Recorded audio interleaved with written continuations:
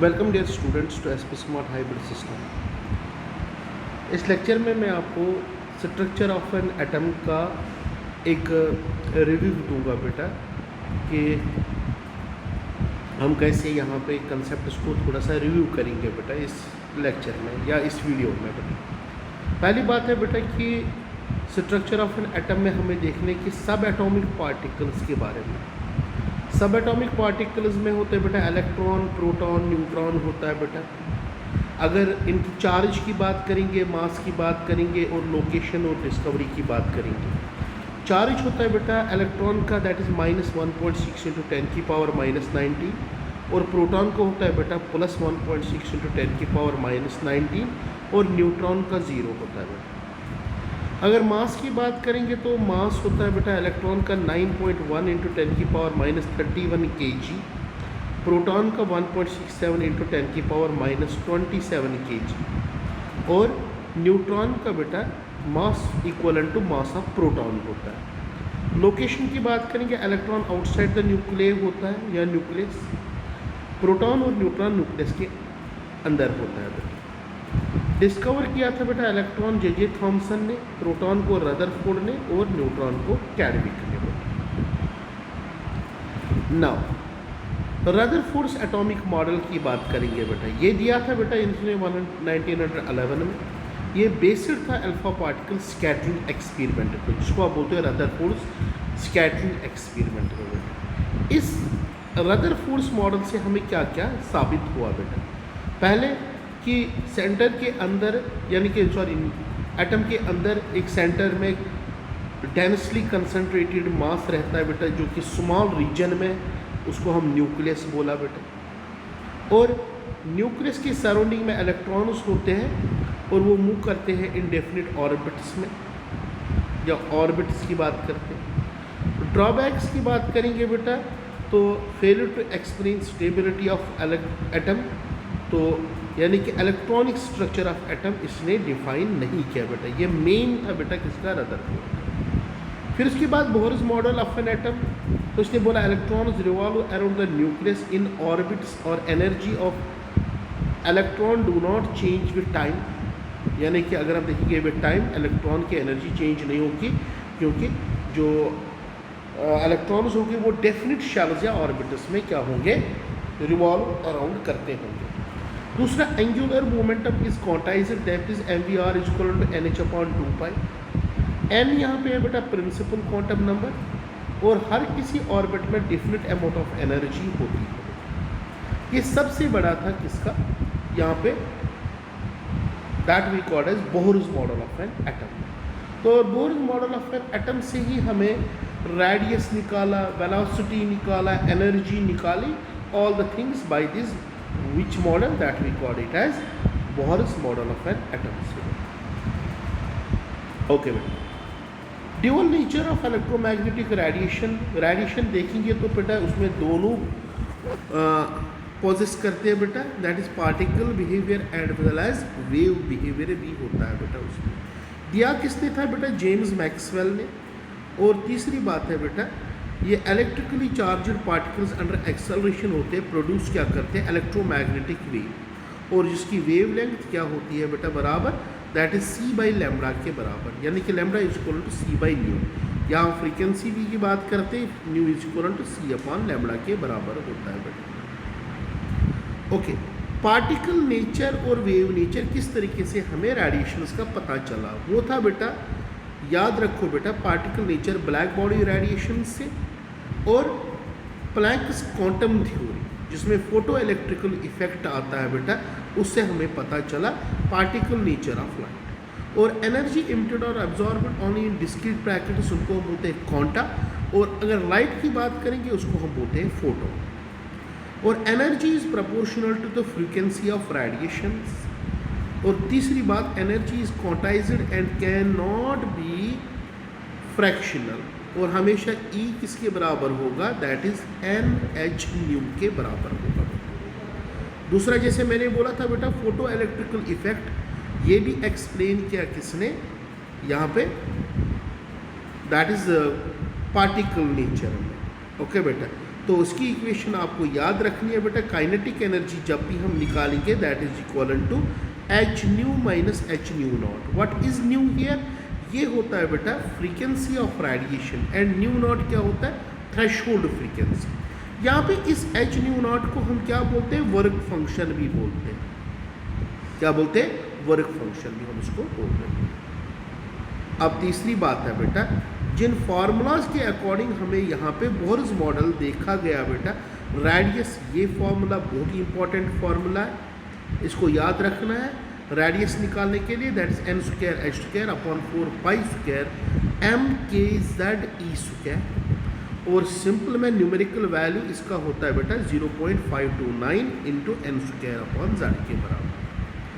Total energy की बात करेंगे तो उसके लिए इक्वेशन है बेटा kinetic energy plus potential energy and E is equal to -2 pi square m k square Z square e 4 upon n square h square के बराबर। और अगर न्यूमेरिकल वैल्यू की बात करेंगे दैट इज -13.6 इंटू 10 की 13.6 into Z square upon m square के बराबर ये होता है बेटा। ये तो हमने इलेक्ट्रॉन वोल्ट पर एटम लिया, तो हम जूल्स में भी ले सकते हैं, और जूल्स में वैल्यू कितना आता है बेटा? -21.8 इंटू 10 की power -19 into Z square upon m square. Same way में यहाँ पे हम क्या कर सकते हैं बेटा, इसमें वेलोसिटी भी निकाल सकते हैं। वेलोसिटी किसके बराबर होती है? 2 पाई के Z e square upon N H, और वेलोसिटी किसके बराबर है? 2.188 इंटू 10 की पावर -5 जेड बाई एन, ये बराबर है। ओके, नेक्स्ट चीज यहां पे हम डिस्कस करेंगे that is shapes of orbital, या शेप्स ऑफ ऑर्बिटल से पहले हम यहां पे क्या करेंगे बेटा, that is line spectrum of hydrogen के बारे में। ये या लाइन स्पेक्ट्रम ऑफ हाइड्रोजन में सबसे इंपॉर्टेंट यहाँ पे देखनी है कि हमारे पास बहुत सारी सीरीज आती है इसमें, जैसे Lyman series, Balmer, Paschen, Brackett, Pfund, और इससे हम किस तरीके से यहाँ पे वेव नंबर निकालेंगे, तो ये इक्वेशन कहलाती है रिट्ज इक्वेशन। इसमें nu bar is equal to R H. R H क्या होता है? रैडबर्ग कांस्टेंट, इसका वैल्यू होता है 109677 सेंटीमीटर इनवर्स के बराबर होता है। और एच है प्लैंक्स कांस्टेंट, और सी है speed of velocity of light, और n1 है बेटा लोअर ऑर्बिटल, और n2 है बेटा हायर ऑर्बिटल। फॉर इमिशन के लिए n1 ग्रेटर देन n2 होगा, फॉर एब्जॉर्प्शन के लिए n2 ग्रेटर देन n1 होगा बेटा। अब यहाँ पे याद रखना है कि लाइमन सीरीज कब शुरू होती है बेटा? जब n1 1 होगा और n2 क्या होगा? 2 3 अप टू इन्फिनाइट। बाल्मर में क्या होगा? जब n1 2 होगा और n2 होगा 3 4 अप टू इन्फिनाइट। फिर पास्चन में n1 3, ब्रैकेट में n1 4, और प्यूफन में n1 5। और एक सीरीज भी आती है यहाँ पे जिसको हम बोलते हैं हम्फ्री सीरीज। हम्फ्री सीरीज में n1 होता है बेटा 6 और n2 होता है 7 8 9 अप टू इन्फिनाइट। क्वेश्चन यहाँ पे आता है बेटा कि अगर हम लाइमन सीरीज देखेंगे, ये अल्ट्रा वायलेट लाइट को बिलोंग करती है बेटा, बाल्मर विजिबल को, और जो पास्चन, ब्रैकेट और प्यूफन, याद रखना बेटा ये तीनों IR समझ लेना। फिर नंबर ऑफ लाइन्स निकालने के लिए फॉर एब्जॉर्प्शन एंड इमिशन के लिए that is n into n-1 divide by 2, या n2 minus n1 into n2 minus n1 plus 1 divide by 2। इससे हम नंबर ऑफ स्पेक्ट्रल लाइन्स निकाल सकते हैं अगर ट्रांजिशन होगी from higher orbital to lower orbital. Okay, next यहाँ पे हम डिस्कस करेंगे बेटा किसके? Shapes of orbitals. Shapes of orbitals में यहाँ पे देखेंगे बेटा एस जो होता है बेटा ये स्फेरिकल होता है, याद रखना बेटा। और the spherical the region have probability of finding an electron 90%। जितना जितना साइज बढ़ेगा बेटा उतना एस ऑर्बिटल का भी साइज बढ़ेगा, यानी कि 4s का ग्रेटर देन 3s होगा, 3s का ग्रेटर देन 2s, 2s का ग्रेटर देन 1s होगा बेटा। पी ऑर्बिटल में क्या होता है बेटा? डम्बल शेप होता है बेटा, ये देखो बेटा डम्बल शेप्ड होता है बेटा। इसमें 2 लोब्स होते हैं बेटा, एक अपर लोब एक लोअर लोब होता है बेटा। ओके, और इसमें एक नोडल प्लेन होगा ऑब्वियसली। ओके बेटा, और डी ऑर्बिटल में क्या होता है बेटा, 4 होते हैं बेटा, 1 2 3 और 4। इसको हम बोलते हैं क्लोवर लीफ स्ट्रक्चर होता है बेटा। 5 ऑर्बिटल्स होते हैं डी में, that is d x y, y z, z x, d x square, y square और d z square. But d z square जो होता है बेटा, ये क्या होता है, इसको हम बोलते हैं बेबी सूदर स्ट्रक्चर। तो अगर हम डी जेड स्क्वायर की बात करेंगे तो यहाँ पे मैं डी जेड स्क्वायर बनाऊंगा बेटा, इसका ऐसी शेप होती है बेटा, ये देखिए डोनेट शेप होती है बेटा उसकी। चलो नोड्स की बात करेंगे। Region where probability of finding electron 0 होती है बेटा। Total nodes in an orbital होता है n-1 के बराबर। Radial nodes region of 0 probability across an axis, it is calculated by n-l-1, whereas angular nodes होते हैं बेटा region of 0 probability across a plane is given by value of n। Okay, तीसरी बात, अब यहां पे आते हैं उसके बाद हम किन पे, दैट इज क्वांटम नंबर्स। हमारे पास 4 क्वांटम नंबर है बेटा, principal quantum number, azimuthal quantum number, magnetic quantum number और सुपिन क्वांटम नंबर। ये डायरेक्टली रिजल्ट होते हैं बेटा श्रोडिंगर वेव इक्वेशन। जो प्रिंसिपल क्वांटम नंबर है होता है, ये हमें बताता है about size and energy of orbital के बारे में, यानी n इज इक्वल टू 1 2 3 4, इसको हम बोलते हैं k l m n। और इससे हम बहुत सारी चीज़ें और भी निकाल सकते हैं। एंगुलर मोमेंटम निकाल सकते हैं क्योंकि mvr होता है बेटा nh/2π के बराबर होता है, या हम इससे रेडियस निकाल सकते हैं, या हम इससे एनर्जी निकाल सकते हैं बेटा। These all the things we can calculate by this. Okay, ये सारी चीज़ें हम क्या कर सकते हैं बेटा, इसे हम निकाल सकते हैं। फिर हुआ azimuthal quantum number, it tells about the sub shells, जिनको हम बोलते हैं सब शेल्स के बारे में हमें बताता है बेटा। तो अगर L की बात करेंगे 0 होगा, तो ये रेंज कहाँ से होता है बेटा, फ्रॉम, अगर हम यहाँ पे देखेंगे एजिमुथल क्वांटम नंबर, L का वैल्यू जो होगा बेटा 0 to n-1 होगा बेटा। तो फॉर अगर n1 होगा बेटा, L क्या होगा बेटा 0, n2 होगा बेटा, L का वैल्यू होगा 0 and 1, और n का वैल्यू 3 होगा, तो L का वैल्यू 0 1 2 होगा। बट याद रखना एक चीज़, अगर L का वैल्यू 0 होगा, 1 होगा, 2 होगा, 3 होगा, 0s कहलाता है, 1p कहलाता है, d कहलाता है और f कहलाता है बेटा। Okay, that is very important thing है। तो यह हमें बताता है कि एक शेल में कितने सब शेल्स होंगे। तीसरी बात, मैग्नेटिक क्वांटम नंबर हमें बोलता है कि एक शेल में कितने सब शेल्स नहीं बल्कि सब शेल्स में कितने ऑर्बिटल्स होते हैं बेटा। ये हमें ऑर्बिटल्स के बारे में बताता है। और ऑर्बिटल्स कितने होते हैं बेटा, अगर L का वैल्यू सपोज 1 होगा, तो ml जो होगा बेटा वो होगा 2l+1, 12+1। तो अगर L1 होगा तो वैल्यू कितने होंगे, इसमें 3 होंगे। तो L1 के लिए ml होगा -1 0 +1। ये रेंज होता है बेटा from -l through 0 to +l। फिर इलेक्ट्रॉनिक स्पिन जो होते हैं बेटा या पॉजिटिव होगी या क्या होगी बेटा, नेगेटिव होगी। अपवर्ड हम पॉजिटिव लेते हैं और डाउनवर्ड हम नेगेटिव लेते हैं। ना फिलिंग ऑफ ऑर्बिटल्स कैसे होते हैं बेटा, इलेक्ट्रॉन्स से अकॉर्डिंग टू n+l। अगर n+l सेम होगा तो हम क्या जाएंगे, जिसका n ज़्यादा होगा, और इस रूल को हम बोलते हैं ऑबर्स प्रिंसिपल। तो ऑबर्स प्रिंसिपल में क्या होता है कि पहले 1s, फिर 2s, फिर 2p, फिर 3s, फिर 3p, फिर 4s, फिर 3d, फिर 4p and so on filling हो जाती है। जब तक लोअर ऑर्बिट फिल नहीं होगा या ऑर्बिटल्स फिल नहीं होंगे तब तक हायर में इलेक्ट्रॉन नहीं जाएंगे। प्रोग्रेसिव फिलिंग होती है बेटा, उसको हम क्या बोलते हैं बेटा, Hund's rule of maximum multiplicity. और तीसरी बात है कि हर ऑर्बिटल में 2 से ज़्यादा इलेक्ट्रॉन नहीं रह सकते, उसको हम बोलते हैं पॉलीज एक्सक्लूजन प्रिंसिपल बोलते हैं।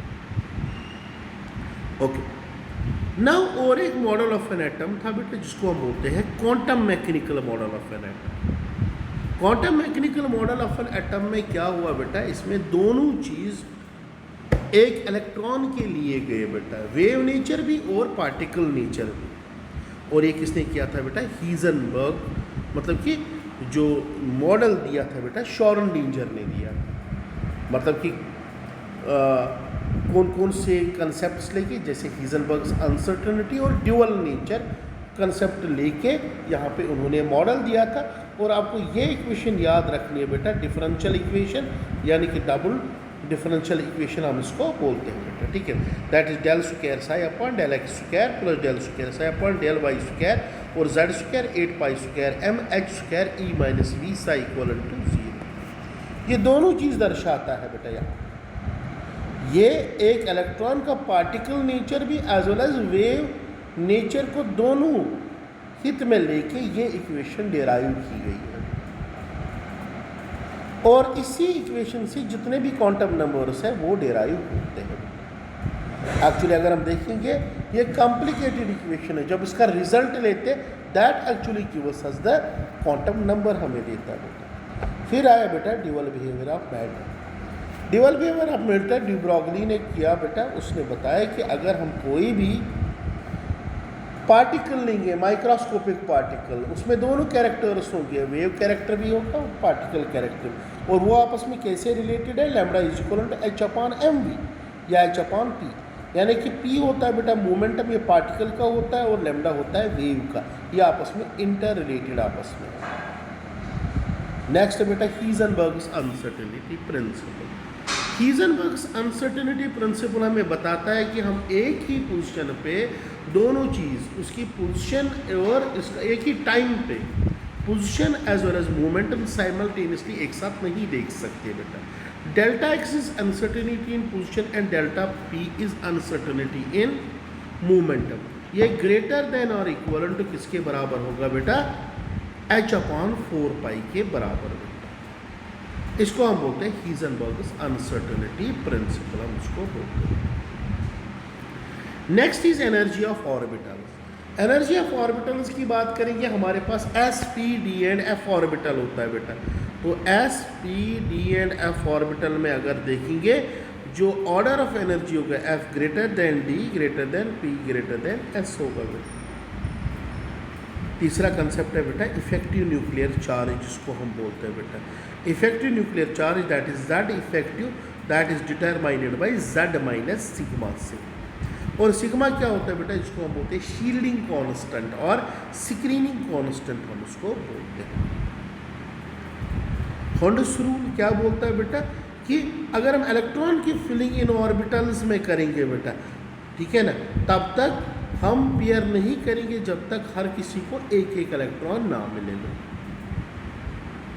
ओके, तो इसमें क्या है बेटा, इसमें अगर हम देखेंगे कौन सी चीज़ है जो इसको ये कर पाती है, symmetry leads to stability, obviously बात है। और दूसरा होता है एक्सचेंज एनर्जी। एक्सचेंज एनर्जी में क्या होता है कि जो हाफ फिल्ड और कंप्लीटली फिल्ड होता है उसमें क्या होता है, ज़्यादा stability as compared to partially filled. Okay बेटा, तो that is review about your chapter that is atomic structure. Okay, thank you very much.